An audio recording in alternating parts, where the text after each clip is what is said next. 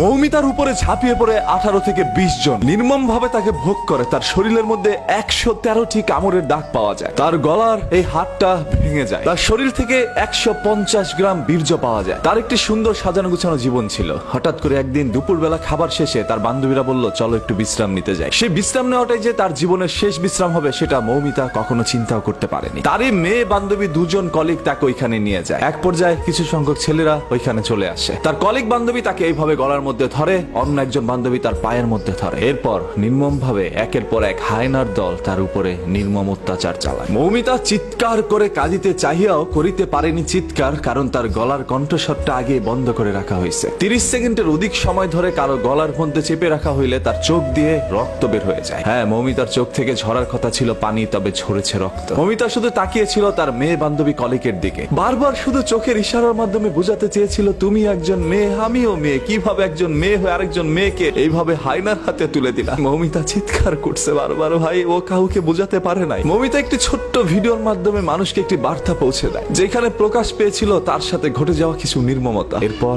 তাকে এই দুনিয়া থেকে সরিয়ে দেওয়া হয়। মৌমিতার সেই ভিডিওর বর্ণনা যদি আপনারা একবার দেখেন, তাহলে আপনাদের চোখ থেকে অশ্রু ঝরে যাবে। আজকে পুরো ভারতবাসী এটা নিয়ে প্রতিবাদ জানাচ্ছে আজকে বাংলাদেশের মানুষ। এবং এই ছবিটি ফেসবুকের মধ্যে ঢুকলেই দেখবেন আপনার সামনে চলে আসছে। হয়তো আপনারা অনেকে পোস্টটা পড়ছেন না, শুধু ছবিটা দেখে ইগনোর করে চলে যাচ্ছেন। হ্যাঁ, কারণ ঘটনা তো আপনার মা বোনের সাথে ঘটে নাই বা আপনার সাথে ঘটে নাই, অন্য কারোর সাথে ঘটলে তো আর আপনার কিছু যায় আসে না। যদি আসলে আপনি একজন মানুষের মনুষ্যত্ব বেঁচে থাকতো, তাহলে অবশ্যই এটা নিয়ে পোস্ট করতেন, শেয়ার করতেন এবং প্রতিবাদ জানাইতেন। গতকাল থেকে অসংখ্য মানুষ এটা পোস্ট করেছে এবং মানুষ আমাকে বলছিল, ভাই এটা নিয়ে একটা ভিডিও বানান। এই সকল বিষয় তো আর মানুষের বলে দিতে হয় না, এমনিতেই চোখ থেকে অশ্রু চলে যায়। এই মৌমিতার জীবনে কি এমন ভুল ছিল ভাই? ও তো সুন্দর করে পর্দাশীল অবস্থায় ঘুরে বেড়াতো। ছবিটার মধ্যে আপনারা দেখতে পাচ্ছেন কি সুন্দর একটি মেয়ে। আজকে এরকম হাজারো মৌমিতা আমাদের দুনিয়া থেকে চলে যাচ্ছে, সেগুলো সোশ্যাল মিডিয়ার মধ্যে ভাইরাল হচ্ছে না। ওই সকল হায়নার দলগুলো এখন পর্যন্ত আমাদের সমাজের মধ্যে বিদ্যমান। এবং আপনার এই মেয়ে বান্ধবী কতটা নিকৃষ্ট হতে পারে, আপনার মেয়ে বান্ধবী একজন মেয়ে হয়ে আপনাকে এইভাবে হায়নাদের হাতে তুলে দিতে পারে, সেটা হয়তোবা কখনো আপনি আমি কেউ চিন্তা করতে পারি না। এটা কখনো আমাদের বোধগম্য নয় যে এরকম কোনো কিছু আমাদের সাথে ঘটতে পারে। তার উপরে কোনো না কোনো বাঙালি ঝাঁপিয়ে পড়েছিল, সেটা এই পারের হোক আর ওপারের হোক। আজকে আমি একজন বাঙালি হিসাবে লজ্জিত।